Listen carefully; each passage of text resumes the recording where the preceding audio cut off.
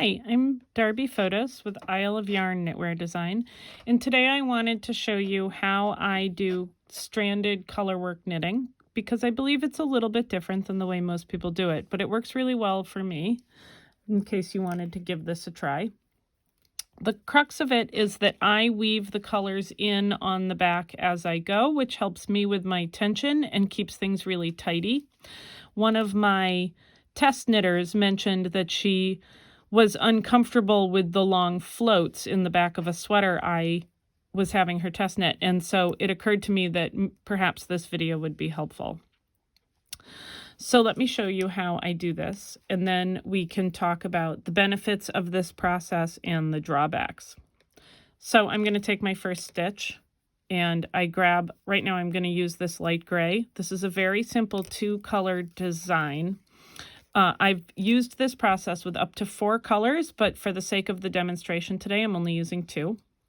I knit my first stitch, and then before I knit my second stitch, I cross my contrast color over the yarn I'm about to knit with so that it's caught in the back of the stitch.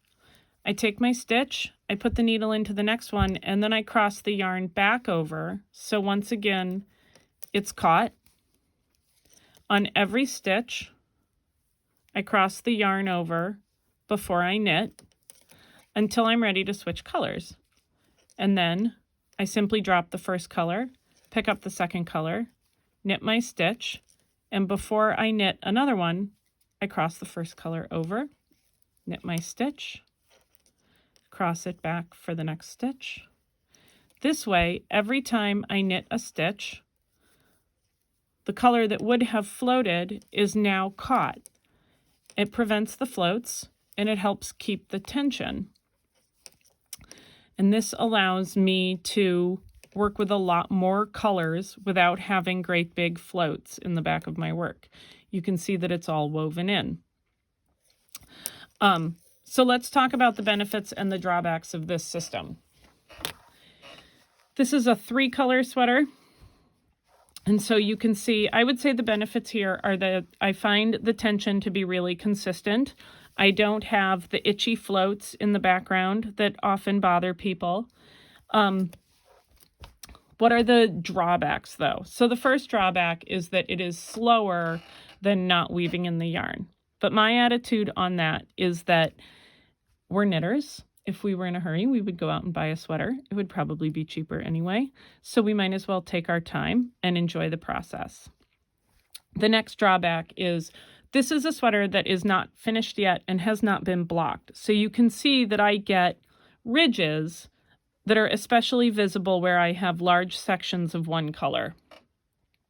That is because the yarn in the background is being wrapped in and it's pulling a little bit on these front stitches, and so it's very clear. One way to minimize this is to go up 1 needle size for every color you add. So this section of the sweater is knit on a 4.